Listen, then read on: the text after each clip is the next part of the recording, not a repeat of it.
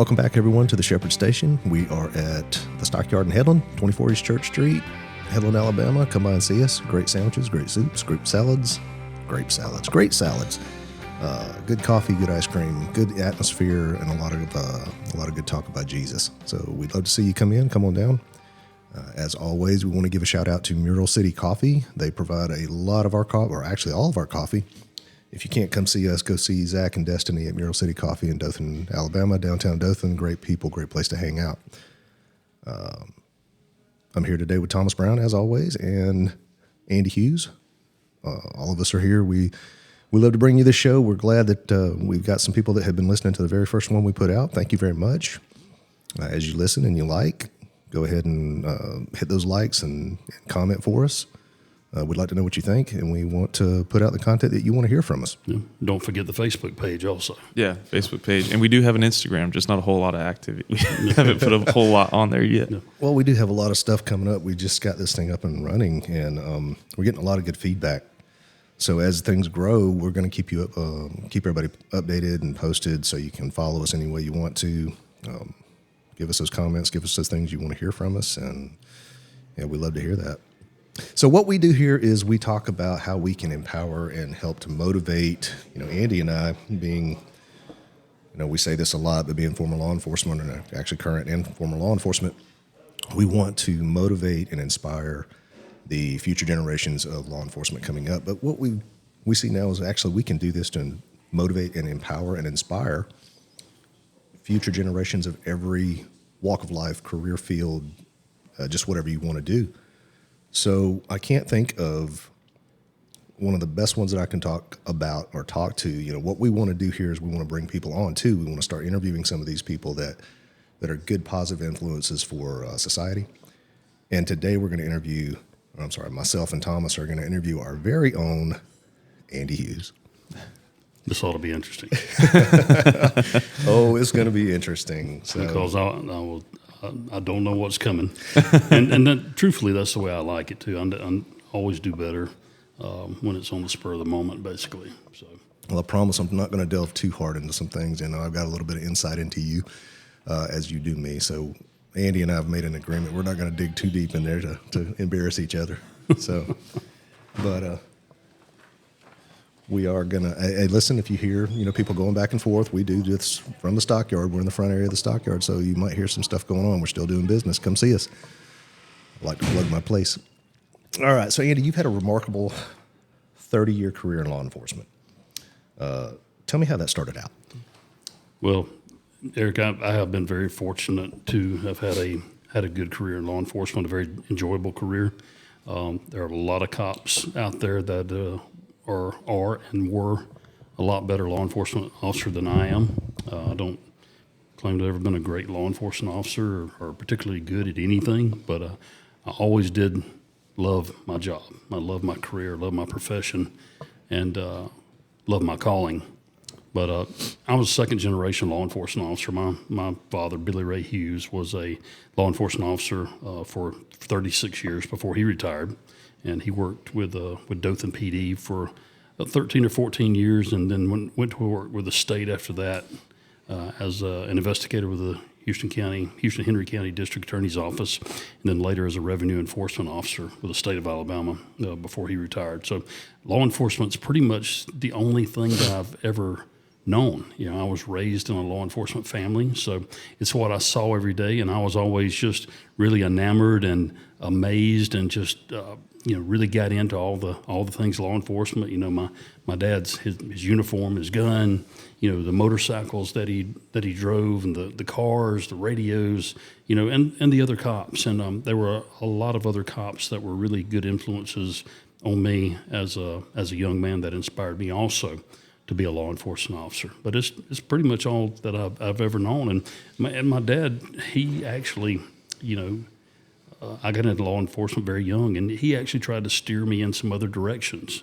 Not really hard, but he just always encouraged me to explore other options other than a law enforcement career. And I love wildlife. I love being outdoors, and I've always been a hunter and that kind of thing. And he was like, "Hey, why don't you be a wildlife biologist? And you can be out in nature and hunting all this kind of stuff." And I want you to hold that, right, for a later. I'm serious. I want you to hold right. that comment because I've got a question that I'm going to ask you later on. Yeah. So remember that and remind me.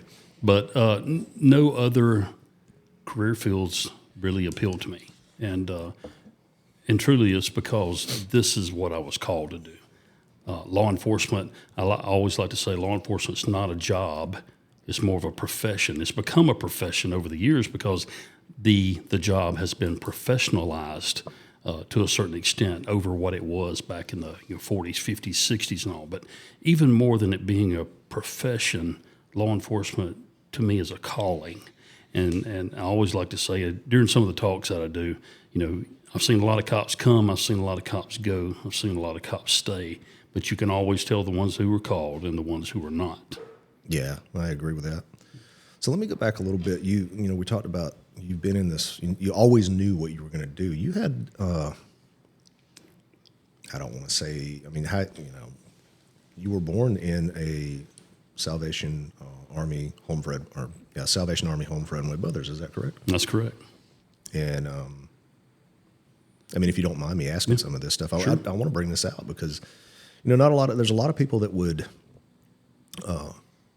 take that and kind of look at that as a negative thing in their life. And can you expound on that a little bit? Did you feel like as you got older that was negative, or do you feel like you were blessed in being adopted the way you were by your parents? Oh, I count it as a blessing. I count it, other than my salvation, I would count, and my children, I would count that as the biggest, best blessing that I've ever had in my life. But I was born in a Salvation Army home for unwed mothers in Birmingham, 1967. It was a time when a young unwed mother, such as her, the community would be looking at her in a negative manner. Now you say young. How old was she? 18. Oh, okay. And it would be looked upon as non-desirable, Right. let's say. And anyway, so her parents had sent her away to have a baby, and she had me at the home in Birmingham. Approximately 3 days later, she left, and I was put into foster care, and then I was adopted in April of 1968 by a Dothan, Alabama police officer and his wife, Billy Ray and Marie Hughes. And I think that's one of the things in prayer that I thank God for every single day is Him placing me where He put me, because I could not have picked two better parents. Okay, God had to pick them, and He picked the right ones. I'm telling you, and that just lends even more credence to my theory that law enforcement's a calling. Yeah. Because I truly feel that I was placed there for that particular reason.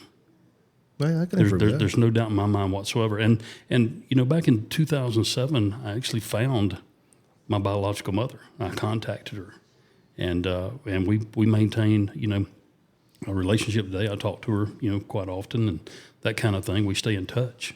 And was there any and again, just some questions that I've got, because your dad and mom, and correct me if I'm wrong, but you have a sibling that was also adopted. Yeah, my sister was also adopted. Yeah. Yes. So it sounds like that they just had a heart for. Yeah, and they couldn't have children of their own, and they were on up in their 30, 35 years old whenever I was adopted. But I think you were fixing to say the word animosity. I was. I think it's what was fixing to come out of your mouth. But so you said you were able to track down and contact your biological mother. Was there ever any animosity towards that? No, none whatsoever. None. I had no animosity whatsoever because I knew that was God's plan. And Right. she even told me one time, and she was almost breaking down, Andy, I'm so sorry that I gave you up, that kind of thing. I said, listen, you had no choice in the matter, okay? Yeah. You had no choice. That's the way it was. That was God's plan, and that's the way it was meant to be. I said, so don't feel like you done me wrong. God put me where He wanted me to be, and I had a wonderful upbringing. I mean, both my parents were very good Christian people.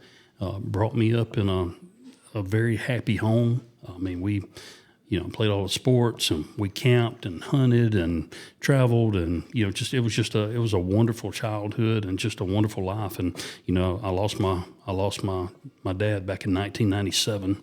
He died just shy of his 66th birthday, and my mother died in February of 2011.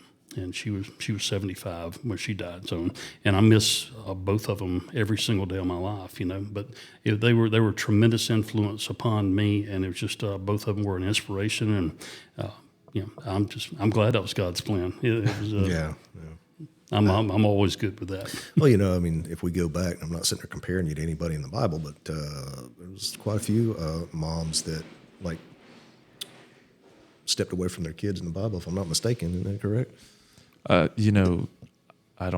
trying to think. I mean, the one that immediately comes to my mind, but it's not because she wanted to do that. She did it on her own volition, I guess, but was Moses' mom. Absolutely. Right, yeah. So, there's... I would say that Annie's mom didn't want to do it, but it's like, there's not a lot of choices for a Exactly. 17, 18-year-old It was the girl, same thing. Yeah. So I can understand that. Yeah, Well, absolutely. I'm glad that you had that outlook on that. That is amazing. I do agree with you. I think you were placed where you were placed. I think God had a plan for you. So we fast forward to, and I'm not going to go through your entire childhood, about what time, age range, what age range in there did you know, that, what, I'm going to be a cop. There's no other choice, period. That's what I'm going to do. How old were you? About 5. really. I mean, if you could see some of the pictures of me, and of course, my dad, he kind of propagated some of this stuff. But I had all the cool stuff on my belt. I had a little snub nose 38 and a holster on my belt, and a little. I remember this particularly. It was he had made me. I had a little walkie-talkie radio, and my dad made me a radio carrier. Get this. He made this radio carrier. I'll never forget this. But he cut 2 slots in the back of one of those McDonald's French fry things, and then slid it on my belt, and I could slide my little radio down in it. But I think I've always pretty much known that I want to be a law enforcement officer. But getting on up in high school, and then getting into my first year of college out at Wallace. I think I really knew then. And then in January of 1986, my dad come home one day and he said, "Listen, they've got a posting on the bulletin board down at the courthouse. The sheriff's office is advertising for a dispatcher slot." So I was like, "Okay, sounds good." So the next morning, as soon as I could get up, the courthouse was open. I was down at the personnel office at the courthouse down there, seeing there was this lady down there. She was the personnel director at the time, Miss Frankie Skipper, and I went down to see her. I filled out an application. I took a written test, and just a few days later, Sheriff Haddon called me and said, in his voice, he said, "Hey, Andy Hughes," he said, "You ready to come to work down here as a dispatcher?" And I said, "Yes, sir." And, I went down to the dispatch. It was in the basement of the courthouse at the time, next to the EMA office. We were in the basement down there. I remember, yeah. And when I went down there, I think I worked for 2 weeks for free before my actual start date. Wow. And I was, as they say in the profession, I was eat up. That's a name I hadn't heard in a long time. Yeah, Bird Dog Haddon. Bird Dog. Yeah, I was. He was definitely an old school sheriff, and I was a dispatcher, and then I worked in the county jail for about 6 months during my career there. Went on the road as a deputy in 1988, and then went into narcotics division there at the sheriff's office, and worked there till April of 1990 before I left there and went to work with Dothan PD. And Dothan PD, I really didn't want to leave the sheriff's office at the time. I enjoyed what I was doing, but Dothan PD was a much larger agency with more chances for advancement and training and being on specialty teams and that kind of thing. That's something I wanted to ask you is, like, when you first went in as a dispatcher, that was like you're in, right? Were you like planning to move up that high, or were you just like, I'm just happy to be here? Yeah, at first I was just happy to be there, and I would, as a dispatcher, I had several deputies I would ride with too. I would work 3 to 11, 3 in the afternoon to 11 at night. I'd go put my uniform on. One of the deputies, the night shift deputies, would pick me up, and then I would ride like all night long with them on, 3-4 nights a week. So now, how old were you at this time? 18, 19. So 18-year-old, young kid that is, most kids at that age are out with their buddies or partying late at night and having a good time. They're enjoying their youth, this and that.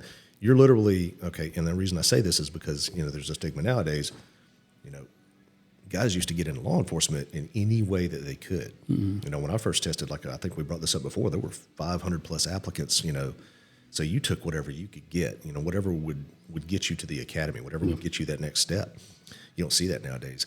Guys that are, we can get you in the door as a jailer, or we can get you in the door as a dispatcher. You don't see that. No, I'm not going to do that. Yeah. I don't want to do that. But you were willing to take whatever you could get and then give of that time at 18 years old when most of us were out, doing other stuff. Well, I just, I wanted to learn as much as I could. I wanted to be where the action was at. It's just, it was my life, basically. Yeah.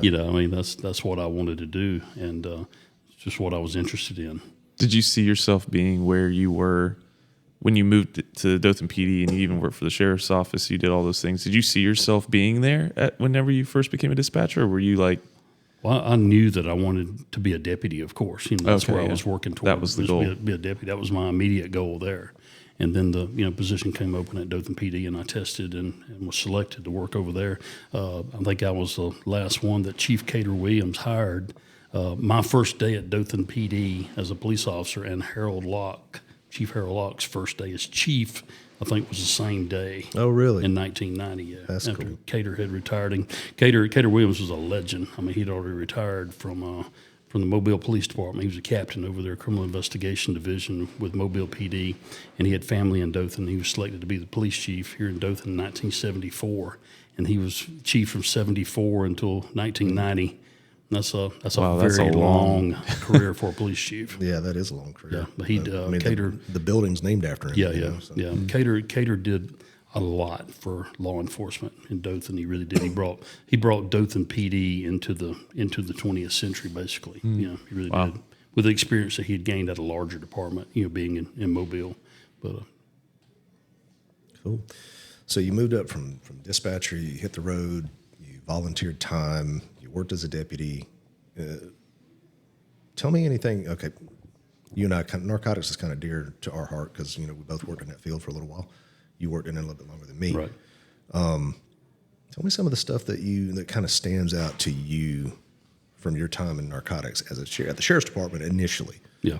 Well, Sheriff Haddon, and his name was Lamar Haddon, but nobody called him Lamar. They might call him Sheriff, but he was known by the name of Bird Dog because he was a go-getter. Yeah. And, in his previous career, he was an ABC agent chasing moonshiners and drug dealers and that kind of thing. And he was one of those that he was a sheriff that when he came to work in the morning, he'd have his coat and tie on, and then right after lunch, he'd drop some of us narcs off that went to eat lunch with him or whatever sometime, and he'd say, "I'll be back just a little bit." He'd come back with his blue jeans on, and we would work deep into the night. He'd go home, he'd get up, and be right back at the office the next morning. But he was one of those guys where after a little while, I learned to pack me a little backpack with some energy bars and some beef jerky and some bottles of water in there. If you're going to be there a while, you didn't know how long you were going to be there or where you were going to end up. Yeah, he is. Truthfully, you'd get off somewhere, and he was like, "Hey, I want you to get off in these woods over here, and I want you to watch this place and call me on the radio if a car comes in and comes out with picking up some drugs or whatever, and that kind of thing." And that sounds like old school. Like, yeah. Listen, one of the things I got from Andy Hughes was, "Hey, keep a bag in your car, have a change of clothes, underwear, your toiletries and toothbrush, because you don't know, if you're working a narcotics division assignment, you don't know if you're going to go home that night." You don't know if you're going to be in Atlanta, Georgia, following a car. Oh, wow. So that's crazy. Yeah. So it was you better be dedicated. Yeah. If you were working with him back in the day, you better be dedicated. You wouldn't be there long. You'd say something like, "Hey, Sheriff, I'm getting kind of hungry," and he'd say, "If you had your mind on working drugs, you wouldn't get hungry." That was one of his sayings. But learned a lot about persistence and patience and that kind of thing. We'd sit on stuff for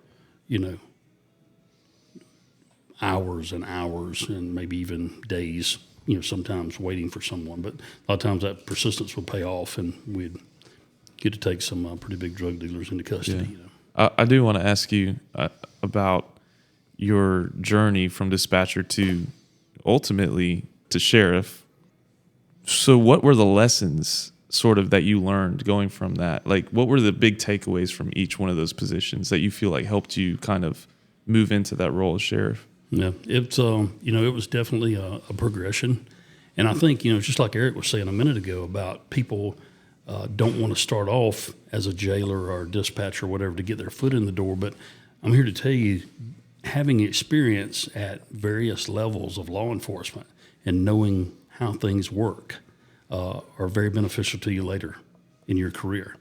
If you can go back and say, well, I did this, and this in law enforcement, on my way to a command position or whatever, it just gives you a lot better insight to how things actually work and what the people are like that are doing that job whenever you wind up in a command position later. You can relate more to those individuals who are doing the job that you've done, even if it was 20 years prior. I like to tell people, and when I was in special operations at Dothan PD, it was one of the best jobs I ever had in law enforcement. I was a sergeant in special operations from like 2000 to 2005. He had a gravy position. Don't let him fool you. It was gravy. It was good, man. But I was a firearms and tactics instructor. I oversaw the motorcycle unit and canine unit. So I had a car, I had a motorcycle, I had 2 or 3 machine guns, accessed a bunch of ammo, got to shoot a lot and train a lot, and handled all the special events and all that kind of stuff. But all the fun stuff. But every once in a while, Chief John White or Captain John Givens would call me and say, listen, we've got this staff study or this budget analysis that we want you to do. And, man, I'm like kicking and screaming, like, man.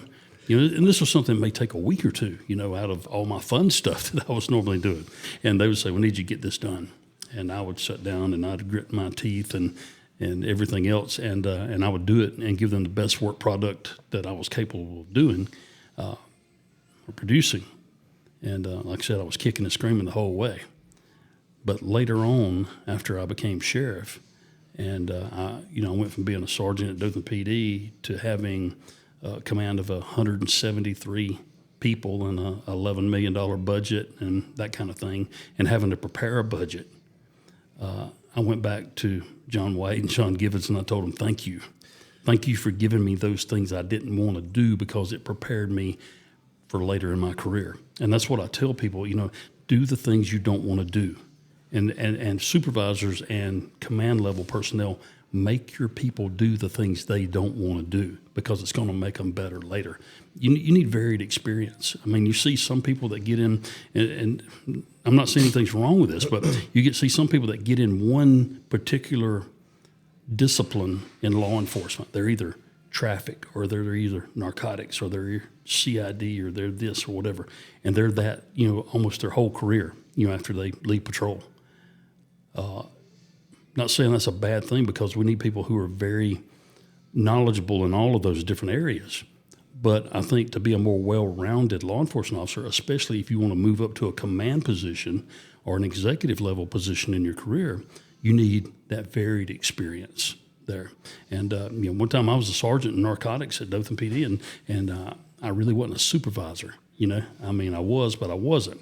And I realized, hey, I need some supervisory experience. And they'd come up with this new this team they put out. It was a community policing kind of team. Oh, I loved that team. And they called it, I changed the name of it after it was a CPU to start with. Yeah. And it was a community police unit. And I changed it to the crime unit, which stood for Community Resource Interaction with Mobile Enforcement. Just sounded kind of cool, I guess. But anyway, our job was to get out in the community, and we policed the housing project areas, the high drug areas, the malls, the shopping areas during certain times of the year, all the special events. We worked highway drug interdiction and a lot of other things. And that was where I got my first canine experience. Yeah. And he gave me a dog. Yeah. Oh, nice. So that's that was a position I saw that they needed a sergeant for because they didn't have one, and I volunteered to come out of narcotics, which I dearly loved. But I recognized that I was a sergeant and had been for several years and did not actually have any supervisory experience. And later on, I went on as a sergeant and commanded a patrol shift too. But I think varied experience is really good, not just in law enforcement, but any career that you're in. You really need to know the job, especially like I said, if you're going to be you want to be in a command level position or an executive level position, you need to know that job and your agency or your company or your organization from the bottom all the way up. Well, that's one of the things I was going to kind of ask you there for a second. I mean, it's kind of a no-brainer. Everybody wants to do the cool, fun stuff.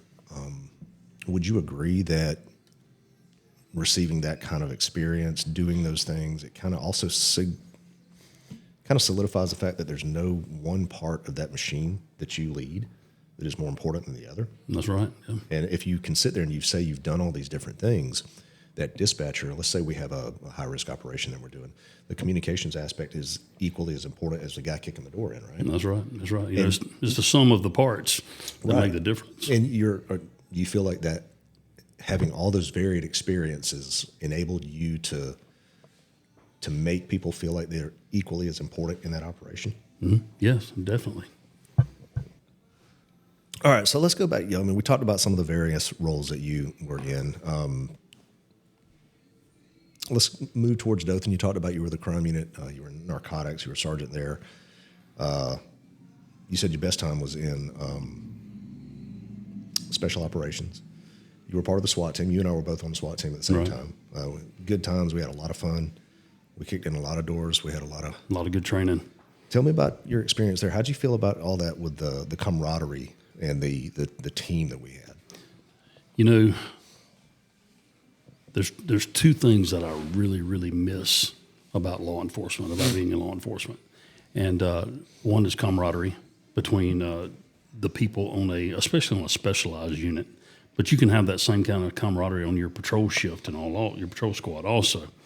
But the camaraderie is one thing I miss, and the sense of mission every single day. You just don't get that in the private sector as much as you do in the public sector, especially in a public safety position such as a law enforcement officer or a firefighter or an EMT. You just don't get that same sense of mission and purpose.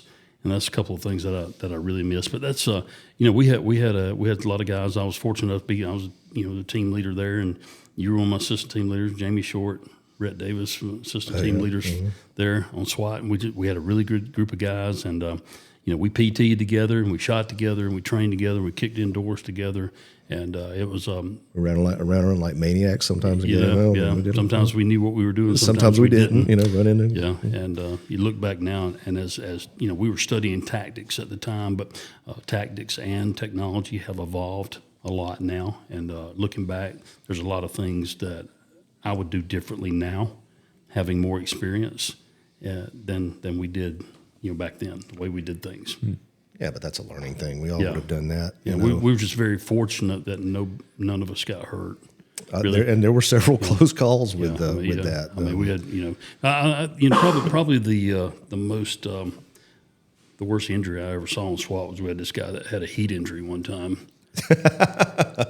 You're a jack. You're a turd. He got a little too hot, and we had to pull him out. Pull him out of an attic and put him in an ambulance. So just so everybody knows, we were going after, and I'll tell you, Thomas, I'm going to give you some context here, so he's not sitting there making it. But we were going after these guys that did a drive-by shooting, and CID had identified them. They were wanted for murder, and they knew they were at this location. All right. So we got the team set up. We went over there, kicked doors, threw flashbangs. East Haven Drive. We're running and gunning, right? And we clear this house, and there's nobody in it, all right? So we come to this next section of the house, and the door's locked. I'm like, they're in here. And we kick the door, flashbang goes in, boom. And we go in, and we clear that room, and there's nothing in there but the piano. Now, this is a bunch of thugs, okay? And they got a piano in the house. And the piano's pulled out, and the attic access is moved, and there's like little pieces of plaster on the piano. I'm like, they're there. Now, to give you a little more further context, it's like 95 degrees outside. Okay. Oh my gosh. I'm the smallest guy on that team at that time. And you can look at this beast beside me. I mean, we had some big boys.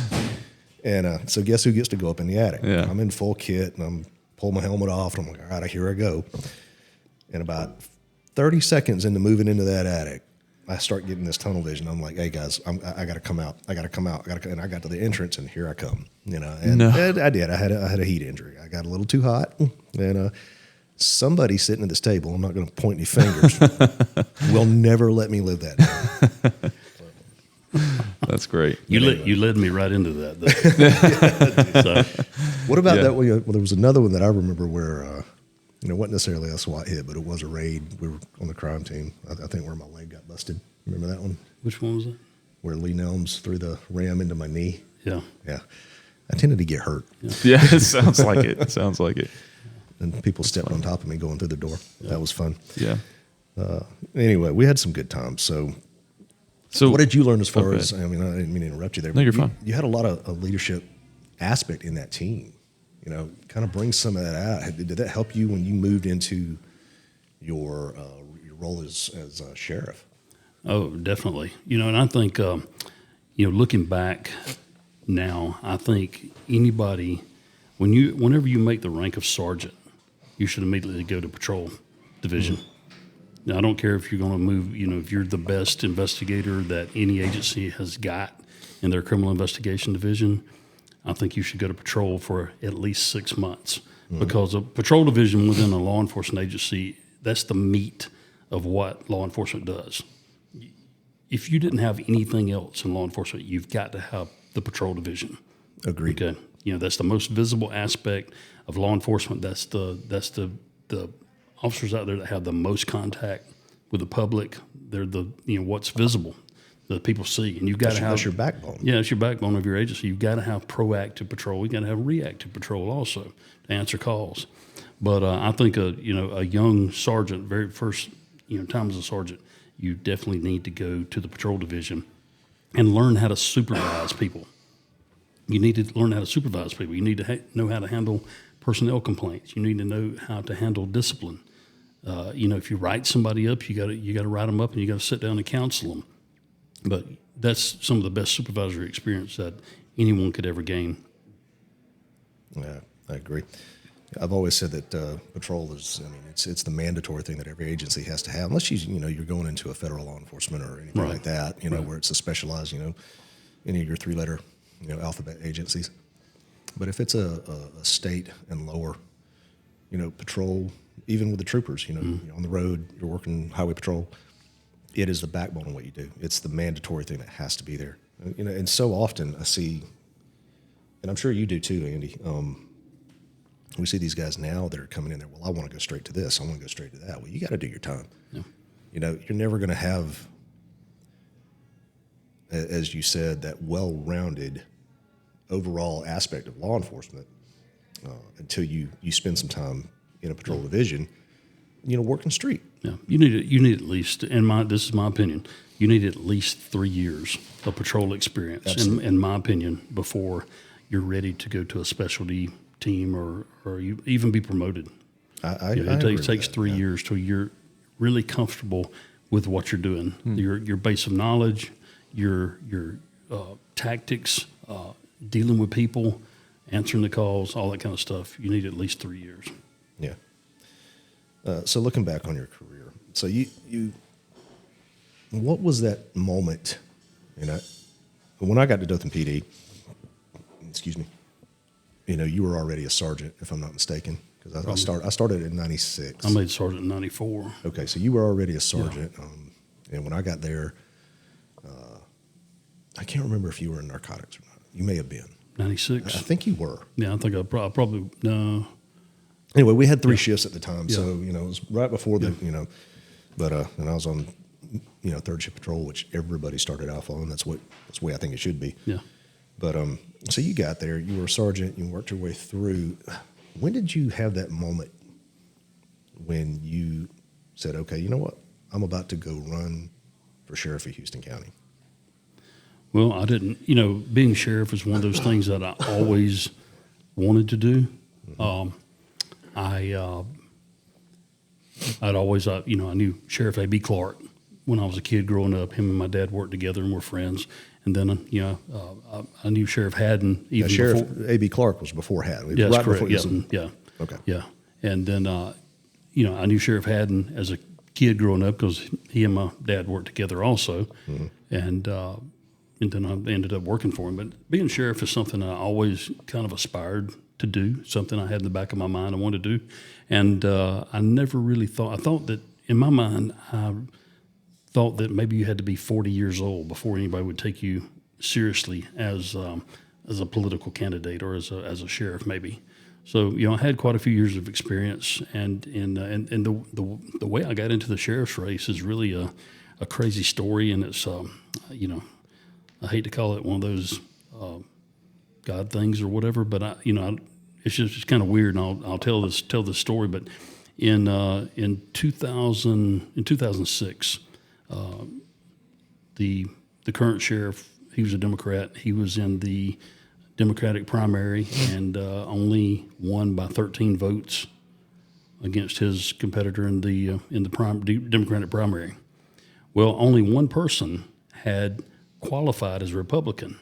And there had never been a Republican sheriff in Houston County. They're old, really old. Well, this is old school Democrats. Oh, okay, gotcha. Up that was until before. up until this past election, there's never. I mean, Henry County's always been a Democratic sheriff. Mm-hmm. That's wild. I didn't know that. Okay, but they just some have just remained Democrats over the years, even as conservative as Houston so County. So when is. we say Democrat, though, are we talking about today's version of Democrat? No, I wouldn't say so. Today's version. Okay, like a different version. A lot of your, to get off on a side note here, a lot of your, what we would call that old school Democrat. I mean, they had conservative values.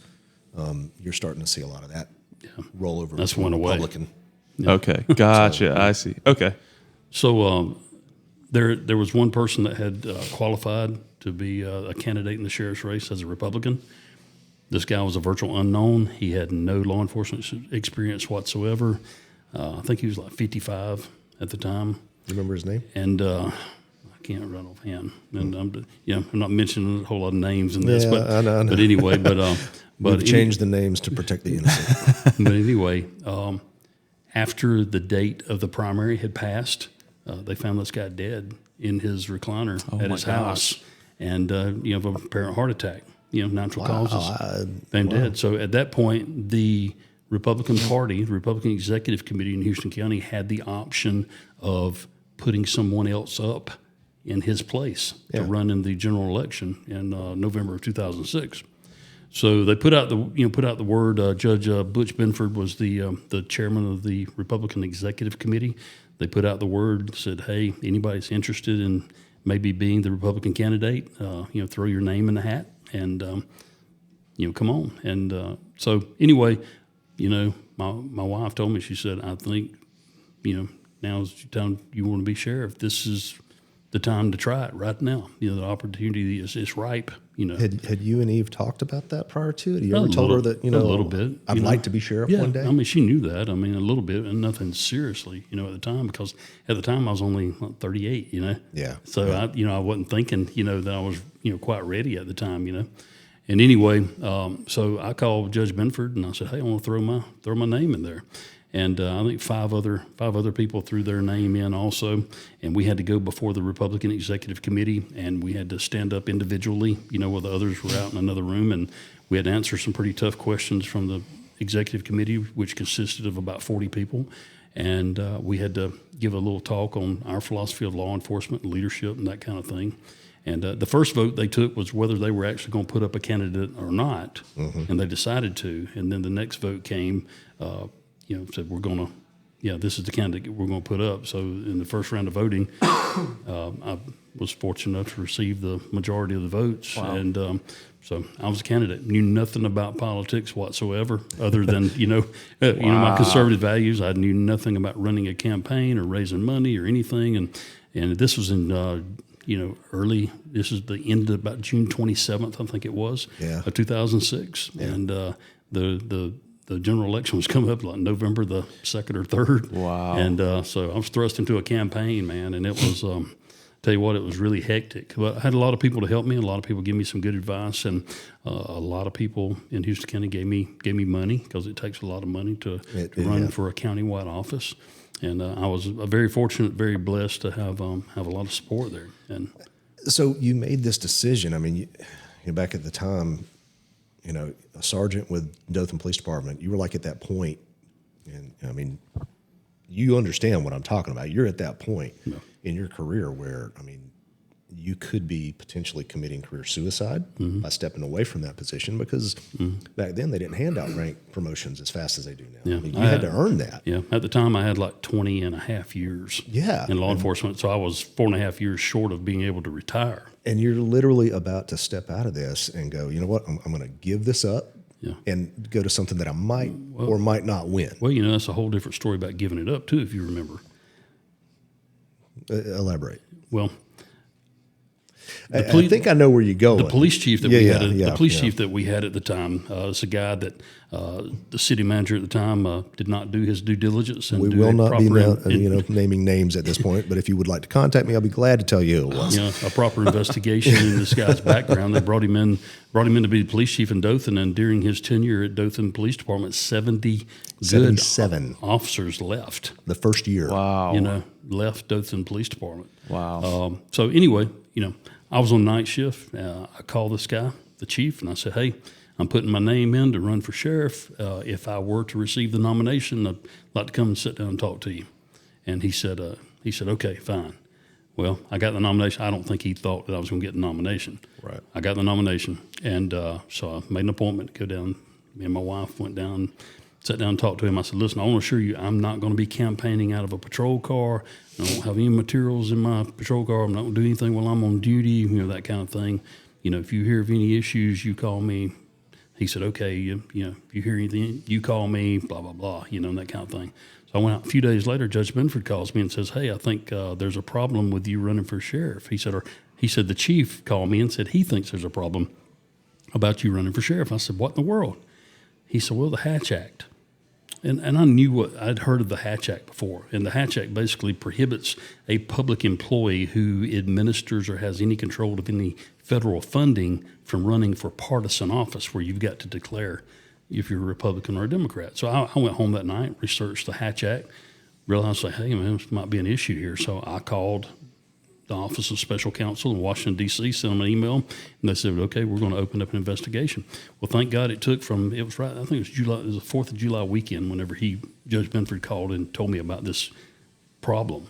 And, like the first of the following week is when I submitted for an investigation. Thank God it took from then until September the 6th for the Office of Special Counsel to complete their investigation. Now, there were some untruths told whenever they call the Dothan Police Department and ask about my involvement in federal funding or, that kind of thing. So, and I found out later about this, and I had it in hard copy also. Oh, wow. But anyway, I'm not really griping about any of this because you look back and you look at God's plan again. Right. Okay. And this taught me some things about adversity and perseverance and all also. So on September the 6th, the Office of Special Counsel called me that day. I was out campaigning that afternoon. They said, you are in violation of the Hatch Act.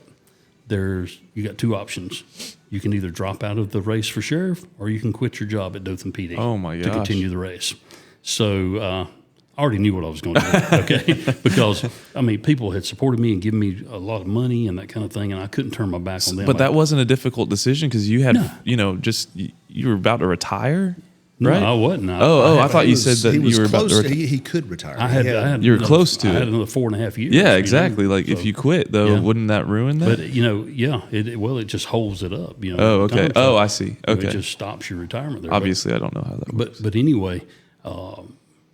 it wasn't a hard decision. As soon as I heard that afternoon, I called some people and I said, listen, I'm going to have a press conference at the courthouse tomorrow at noon and get as many people to come as you possibly can, So, I didn't tell this chief anything about anything.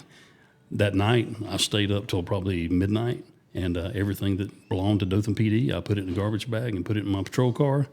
And the next day, I went down and parked the patrol car along the fence where nobody really noticed. Went to the courthouse, had a press conference, had a lot of people come down, showed up, and I said, and this had all been in the news, some too, so people knew what was going on. But I got up and said basically that I resigned my position as a sergeant with the Dothan Police Department, effective immediately, to continue my run for Houston County Sheriff. You know, and I think people knew I was really serious. You know, that was a big, and I remember when you did that, and I mean, it floored me. Yeah. You know, I mean, I'd always known Andy Hughes as, this is Sergeant Andy Hughes. He was going to be the next lieutenant. I mean, he was going to be, you know, had he stayed, well, and okay, so let's back up a little bit. Had he stayed under the previous administration, I don't know that you would have ever left, because you know you were on a good career path there. Yeah. Under the new administration, they might not have made those promotions, you know, because I mean, you were either on this side of this guy or you were on this side. I was number one on the lieutenant's list, and he passed me over. Exactly. So. Oh, wow. So, long story short, that was a big deal, man, when I heard that you had Andy Hughes had quit Dothan PD. Wow.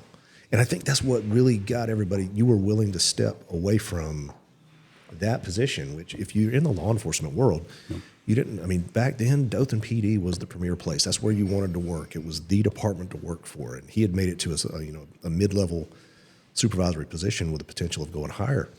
And he walks away from it. Okay, I'm going to go run for sheriff. Well, I've made a commitment to run for sheriff. Yeah. Is it safe to say you were following, at the time, did you know that you were following a plan that was higher than yours? Did you feel that way? I mean, be honest about it. Yeah, I mean, I didn't really look at it on that scope at the time. I just knew that I had made a commitment, you know, and I've always trusted God. You know, I mean, I trust Him 100%. Things may not turn out the way we always want them to, but there is always a bigger plan. Our time is not His timing either. So, you know, I always had that faith. I may not have looked at it at the time, knowing, well, this is God's plan for me to quit my job and that kind of thing, because you know, that was putting us in a bind as far as, you know, financially. I bet. You know, and I already had I had a job lined up at Fort Rooker. And, with the SEER school, you know, over there, I was a firearms instructor at the SEER school at Fort Rooker. Andy actually got me that job out there. That was, I remember that call too. And so, you know, I had that lined up, and I was able to bring in some income for a few months, you know, and then, you know, of course, I won the sheriff's race in November, and then, so, you know, it all worked out. So, do you think if you wouldn't have run, excuse me, do you think had you not won the election that you would have stepped away from law enforcement at that point, maybe pursued the military contract that we were doing? I might have for a little while, but really, you know, policing's where my heart and my soul was at. I would have come back into law enforcement somewhere at some point, and you know, I had that 4.5 years I needed to finish off on my retirement. To be able to draw it, you know, immediately also. So, you know, I ended up doing 30 actual years before I retired. But anyway. So why do you think people voted for you over the other person? You just came into this race while he was, you know. There's a lot of dynamics going on there. I could expound on it, he was an incumbent, 3-term incumbent. People were tired of him. Yeah. They were. You know, and the previous sheriff, and to this day, I have a great relationship with him. And after the election was over, after a few weeks after the election was over with, I saw him on the side of the road working on some of his fence. And, you know, we had a long conversation. And he said, man, best thing ever happened to me, you know, was being retired and that kind of thing. And me and him maintain a relationship today. I call him and check on him every once in a while. He's 80 years old now. 80, I saw 81. him not too long ago at Sam's. Yeah, Sheriff Glover. Yeah. And, you know, me and him we're friends. Yeah, we spoke. I mean, him and I get along. We always got along. I didn't really agree with some of the ways that he ran the sheriff's office, but you know that was his administration. Right, exactly. I think that people they wanted to change. They had gotten a little bit tired of the same status quo, and I don't care anybody that, you know, sees from me looking at that time, it was more politicized or political in that agency, and what I believe you brought was more, let's get back to being an actual law enforcement agency. You know, I think people were ready for that. They really were. Yeah. I do want to ask just about, because we talked a lot about your career, which is great, and I think that was just awesome. But at the same time, I also want to talk about where God was sort of in this throughout your whole life. Like, how did the two worlds sort of collide and meet, and how did you become a Christian? I mean, have you always been a Christian since you were 5, like you were with your career? Well, you know? can we pause that? Do you want to wait? Hold on, because I want to ask one thing. Yeah, go for it. We're still inside. So you were the sheriff of Houston County for how long? 2 terms. Yeah. Right, so 2 terms, and weren't you a partial You had 2 full terms, right? Well, I almost full. I stepped away. I stepped away in mid-August of my second term. Okay. I was elected to 2 terms. So, right. So you had 2 terms. I was unopposed. I was actually unopposed for my third. Now, your time with Dothan PD, you had 20 and a half years, up to that point. You became sheriff at roughly 38, 39 years old. Right. 2 terms as sheriff in Houston County. Houston County is a huge county, large department. If you looked at it on the standards of national statistics, it's a large department. A lot going on, right? Yeah. So let's go over some of the out of your time as early on, your time at Dothan PD, and your time as a sheriff at Houston County, and let's even expound on even past that when you got with Aaliyah. Yeah. All right. So, what would have been your most challenging point? When in there would it have been Dothan PD times? Anything that stands out to you as this was a really critical incident? This was one of those things that's a defining point in my career, or would it be once you became sheriff? Did you have more of those times then? And can you expound on any of those? And then that's kind of going to lead into something that you just asked a minute ago, Thomas. Oh, okay. Yeah. I think the more challenging times were when I was sheriff, because at that, the buck stops with you. Yeah. And a sheriff in Alabama, especially a sheriff is a constitutional officer. A sheriff in Alabama answers to no one but the voters. Yeah. He has to deal with the county commission, to have a budget passed and to give him that budget. But a sheriff has a lot of power, a lot of authority. But like I've always said, along with that power and authority comes a lot of responsibility also. For sure. You and the thing about being a sheriff is so many people come to you sometimes. I used to have people come in my office and they would say, my secretary, LaVonda, she'd say, Sheriff, there's Mr. and Mrs. Jones is here. They want to see you. They didn't have an appointment maybe, or maybe they did. And they come in and say, hey, y'all come in, have a seat. What can I help y'all with today? And they'd say, listen, Sheriff, we got this issue. It's not really a law enforcement issue. It's not really a crime issue, but we just didn't know who else to go to. And you as their elected sheriff, they look at an elected sheriff as somebody that they can go to for help, whether it's actually a law enforcement or a criminal matter or not. I can't tell you the number of people that would come in there. And a lot of times, and it's one of the things I always hated to hear anybody in law enforcement say, that's not my job. Well, it's all our job. Who do people call whenever they don't know who to call? They call the cops, okay? They call 911 or the non-emergency number for somebody to show up. And maybe that's not within our wheelhouse. It's not within our specialty. But what is our job? What is our responsibility is to help them find the help that they need. Is it an organization such as the Red Cross or the Rescue Mission or a homeless shelter? Is it a church organization that can help them? Do they need help at the clerk's office at the courthouse on a civil matter or whatever the case may be? They need to file some paperwork. We need to help those people in whatever manner we can help them in to get them the help that they need from whatever organization or whatever entity can help them. So, and the people, you were just, there's probably now, latest census, probably 120,000 or more people in Houston County, residents. And it's really growing, not to count the people who come into Houston County to work and shop every single day from the tri-state area. So you had a lot of people that you were responsible for their safety, and you were responsible to them to give them answers or to give them help. And I had a lot of different situations that came up during my time as sheriff that were critical, that were some defining moments. You talked about one in a previous talk, and you went into it in some detail.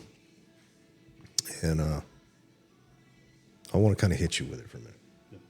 And it was a situation it was just past Ashford. Mm-hmm. As a matter of fact, I was working for you at that time, but I had just come aboard with Houston County, and I was working night shift patrol. And when I came on duty that night, I was called to relieve one of the units that was holding a perimeter spot on that. Mm-hmm. And I'm like, what happened up here? And it was the barricaded gunman. Barricaded gunman, who was pretty serious about his position, and ultimately one of the deputies had to fire his weapon and take the man's life. Yeah. And tell me how that affected you because you were there during the whole thing. Yeah. You were in that command role. You were the one calling the shots. You were the one that was even speaking with his mother. Yeah. That was, I've delivered, well, let me just back up and talk about the incident for a second. This guy had a domestic situation with his young son the night before and had some physical contact with him, slapped him around some. The young boy called a previous girlfriend of the father's and said, hey, would you come get me? Well, she took him to the store in Ashford, met with some deputies. They did a report for domestic violence, got a warrant on this guy. And some deputies went back down there about 10:30, 11 o'clock the next morning to attempt to serve the warrant on him. Yeah. Well, he wasn't home. They turned around and left, and just a mile or so up the road, they ran into him on the road. And, he hauls butt, goes to his trailer there and runs up on the porch and says something to the effect of, y'all better get out of here, I'll kill you. We had knowledge that, he had some long guns in the house. So I hear all this going on the radio, and I said, hey, back off. Y'all set up a perimeter where you can watch. We activated our tactical team to get down that way. We ended up, we got a sniper in the wooded area across the road from the trailer so we could get eyes on the trailer. And we set up a command post at a church, maybe a mile and a half or so up the road. So let me give a little, and I want to back up because, people that are listening to us, not understanding, well, why wouldn't the deputies just go up there and take him into custody and all this? So having understood, from a tactical sense and a tactical operation, backing out, the last thing that we want to do, and I've been in those command positions you've been in as well. The last thing we want to do is we want to have to take somebody's life. Right. And that's, so I'm assuming that was your mindset. Let's back up, containment, set up that command post, and let's see if we can get this guy, talk some sense into him, get him to give up, because you don't want to kill the guy. No. So it just, to give that context, because a lot of people, especially nowadays, well, cops just want to go do this and they want to go do that. But that wasn't your mindset on that. Right. That's the last thing we wanted to do. We ended up, we brought some of his family members in. He had a couple of his friends. We set up a command post at a local church in their fellowship hall, a mile and a half or so up the road.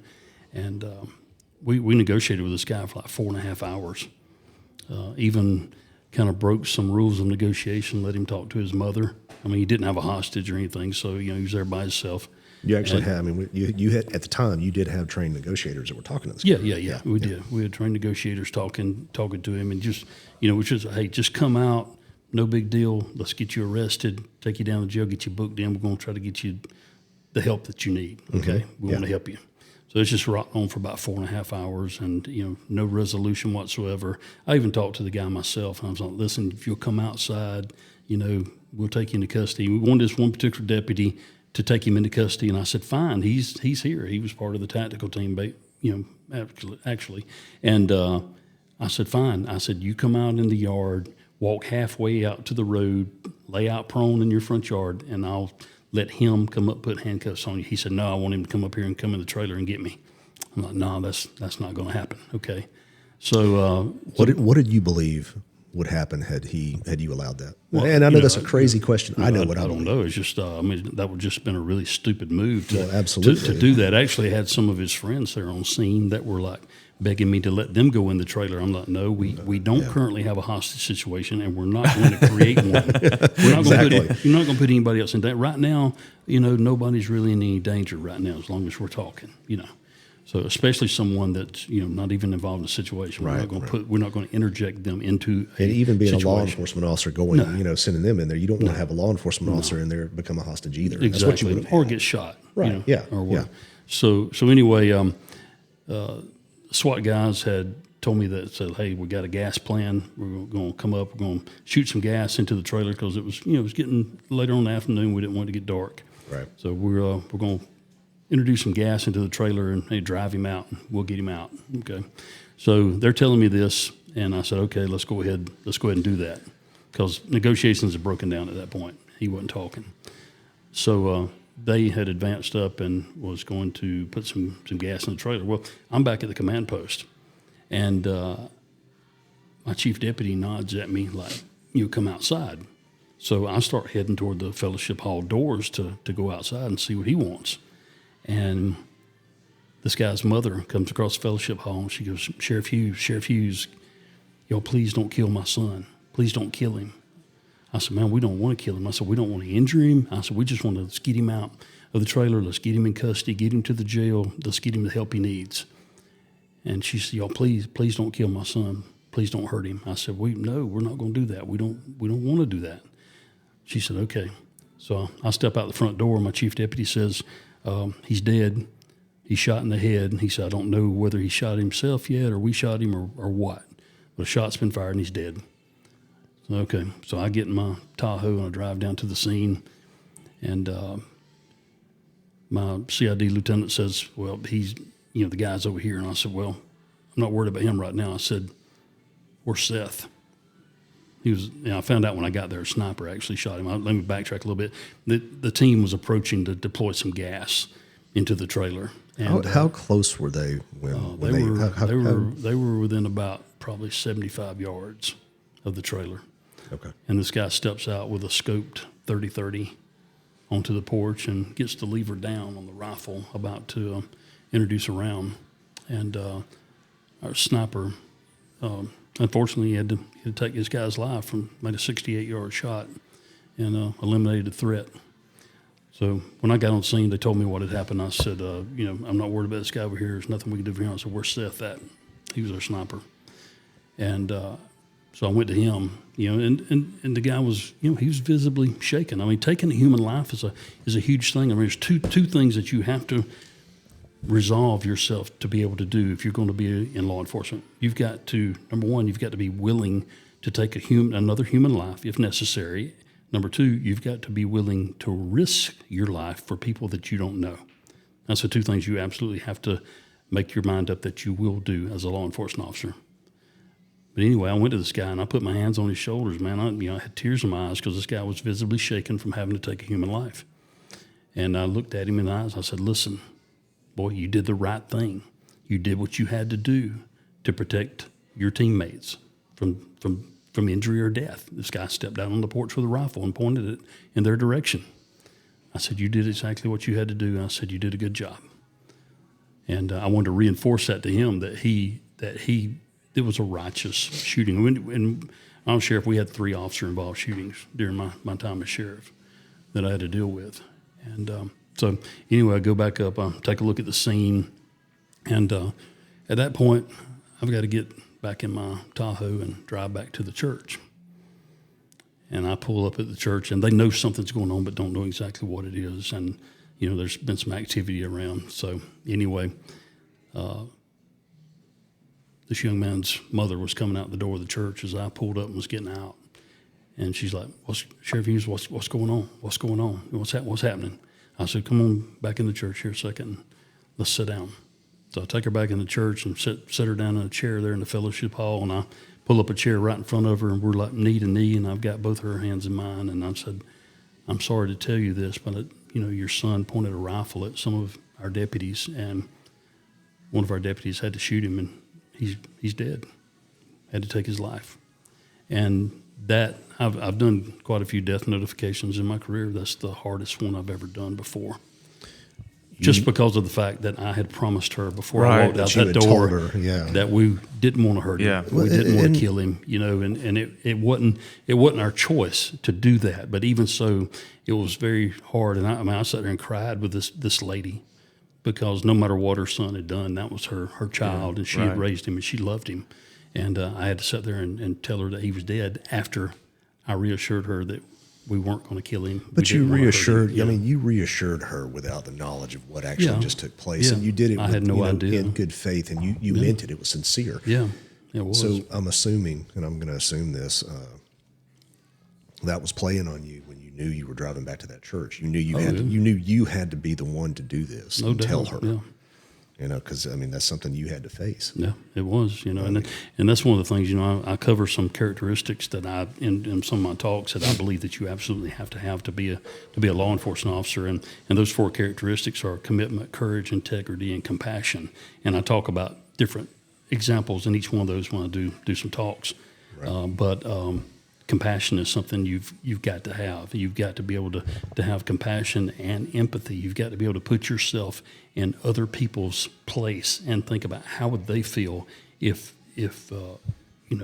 or how would I feel if I was on the other side and somebody was having to tell me this or whatever the case may be. You've got to be able to put yourself in those positions. You've got to have compassion for people. And if you don't have a true love for people, for mankind, you'll never be successful as a law enforcement officer. You'll never. You've got to have that love for people. That was a terrible situation. We've been in a lot of them. I know you've been in a lot of them. I know you've been in situations where you've actually had to press the trigger yourself. I have too. It's nothing that you ever wanted to do. It's nothing that we get up and we go to work and go, hey, today's the day I'm going to go, you just don't want to do it. And I know that brought out something that you probably didn't want to remember, but it's such a good teaching tool, try to use that experience in your life, with God, he can turn negative into good, and you can teach from that. And I think that's, what you bring and give to people through that experience, I think it turns out ultimately can be positive. Yeah. Which goes back into what you had brought out a little while ago. You had asked the question, where did God play in Andy's life? And that's a good question. Religion plays a vital role in our lives, and especially where all three of us have come to now with our lives. I'm going to let Thomas kind of go into that question you had. Oh, yeah, yeah. I mean, just going back, looking at your life, how has God played a role throughout everything you had just talked about, your career and your choices, and because I know that's a big part of your life, Yeah, very much so. I became a Christian at the age of 7 years old. 7 years old. 7, yeah. Wow. My, I had a lot of questions about God, and I had faith. My parents had always took me to church. I was very inquisitive about God, and I just had to say, I've always. Never has been a time when I didn't think God was real and that he had a place in my life. And my mother, she took me down to Brother Gene Gaines. I mean, Brother Gaines was a dynamite. He was about 5'5", 5'6", little guy, man. But you talking about preach and had a heart for God, and just, he was one of those fire, hell, and brimstone preachers, that loved everybody too. And he was our pastor. And I remember my mother taking me to his office one afternoon after I'd gotten out of school, and Brother Gaines led me to the Lord there in his office there at Bethel Baptist Church. And of course, I was, in your teenage and past, teen years and 20 years and that kind of thing, I drifted away from God. I always had faith in him. I always called upon him when I needed help. And I'll tell you one thing, a lot of times in prayer these days, I apologize to God because I feel guilty for not being a better Christian during a lot of those years. I look back now and say, God, what could I have done if I would have really been living right? If I would have really been a Christian that was out here professing my Christianity and using my experience and that kind of thing, what could I have actually done? And I've actually apologized to God and asked him to forgive me for not using any talents or gifts that he gave me previously. But I do appreciate him giving me the opportunity to do things now, though. And I'm definitely going to take advantage of that. After I'd retired, and I'll talk about purpose a lot of times, and after I retired, it was like, man, I don't have a purpose anymore. What am I supposed to do? I don't have any calls to answer. I don't have any personnel to supervise. No crises to take care of.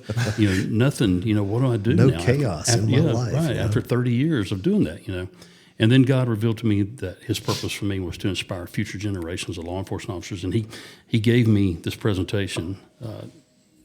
It's called Bear the Sword. It's based upon Romans 13:4 and some other scripture in the Bible that I think is applicable to a law enforcement career and inspiring future generations of law enforcement officers, law enforcement leadership, and supporters of law enforcement. And he gave that to me. And I asked God I said, please, you've given me this.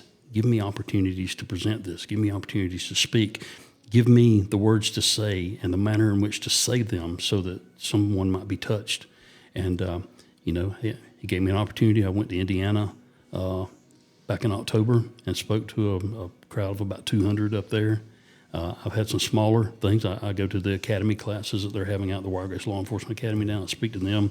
I had another event in Birmingham that I spoke with a couple other really well-known speakers, Adam Davis and Colonel Dave Grossman.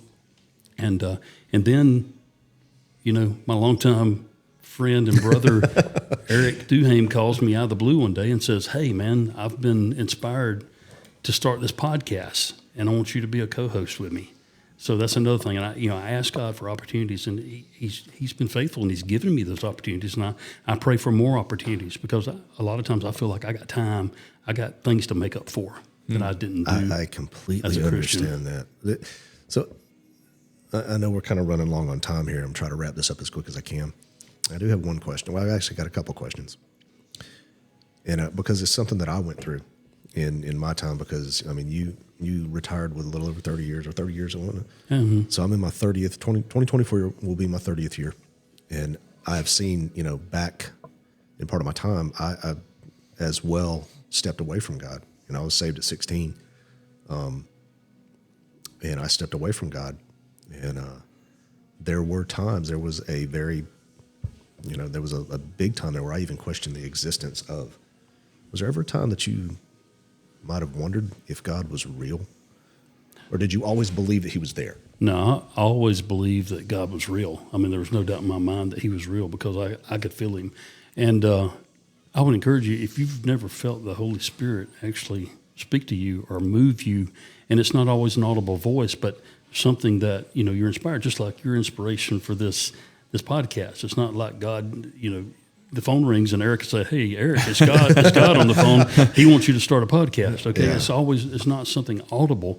It's it's a feeling, or it's an inspiration. A lot of times I just get thoughts that will come to me, different things for like either my the presentation or something like that, and they just come to me out of the blue. I have no qualm with saying that's none. That's not you. I have no wisdom, right, whatsoever. And that's come from God. I've always known that God was real. I never have questioned His existence. Sometimes you question, well, is He really paying attention to what I'm doing? Why isn't He helping me? That kind of thing. But He's always there. We're the ones that always create that separation. Right. Here's my second question. And, I feel like I need to keep saying this. You and I always, we seem to talk to the law enforcement community, but I want to reach more than just that. So I'm going to put you in a scenario. Okay, I'm going to put Andy Hughes, former sheriff of Houston County, retired LEO, from Aaliyah, great career and all that. You're a public speaker, and now you're in front of a group of dentists. What kind of wisdom could you impart on these guys to inspire them to be the best that they can be for our society? No. Well, the first thing you got to know is you got to know your purpose. You got to know your purpose and know your calling. And it's just like I had said before, and I think in a previous podcast, the great philosopher Aristotle once said, "Where the needs of the world and your talents cross, there lies your vocation." And, I found that to be true. A lot of people are meant to be certain things in life. Okay, I was never meant to be a dentist, okay?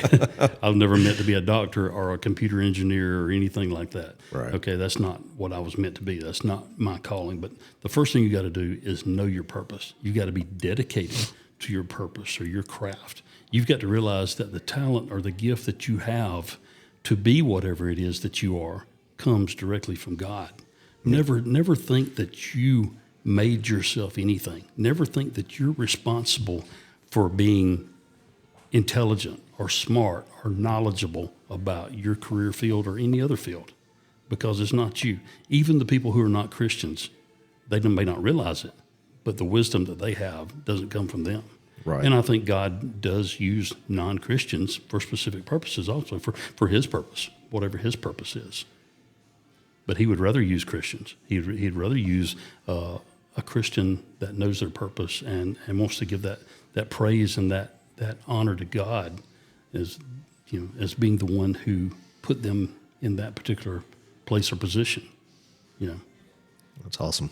That's good stuff. Thomas? I have a million other questions, but we could keep going on forever, so I'm not going to keep going with it. but I could. I think that I'm going to say this. There's been times throughout, our career that, you've had ups and downs, and I've had ups and downs, but I think you've had a very inspiring 30 years. I really do. I definitely enjoyed that 30-year law enforcement career. And, I think I've said this before, but, I've asked God on numerous occasions, if it's his will, put me back in a law enforcement position. He hasn't done it yet. Yeah. I really think that my role now is to be someone who can inspire and mentor future generations of law enforcement officers and law enforcement leadership with the experience that I've gained. And like I said, there's way better leaders out there than I am. There's way better cops out there than I am.